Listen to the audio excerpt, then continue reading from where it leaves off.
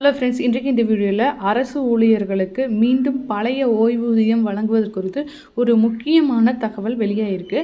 அது என்ன அப்படிங்கிறத இந்த வீடியோவில் டீட்டெயில்டாக பார்க்கலாம்.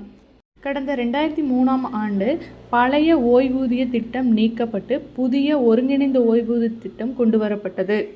ஆனால் அரசு ஊழியர்கள் பழைய பென்ஷன் திட்டத்தையே மீண்டும் தொடர வேண்டும் என அரசுக்கு கோரிக்கை விடுத்து வருகின்றனர். திமுக தனது தேர்தல் வாக்குறுதியின் போது ஆட்சிக்கு வந்தால் மீண்டும் பழைய பென்ஷன் திட்டம் தொடரும் என அறிவிக்கப்பட்டது. ஆனால் இதுவரை பழைய பென்ஷன் திட்டமானது அமல்படுத்தவில்லை. இதனால் அரசு ஊழியர் சங்கங்களும் பல்வேறு கட்ட போராட்டங்களை நடத்தி வருகின்றன. இதற்காக தற்போது அரசு சார்பில் கடந்த பிப்ரவரி மாதமே ஒரு குழு அமைக்கப்பட்டது.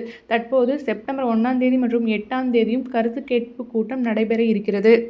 இதன் முடிவிலேயே சுகன்தீப் சிங் பேடி தலைமையிலான குழு அறிக்கை சமர்ப்பிக்கும். அதன் அடிப்படையிலே முக்கிய முடிவு எடுக்கப்படும் அப்படின்னு சொல்லியிருக்காங்க.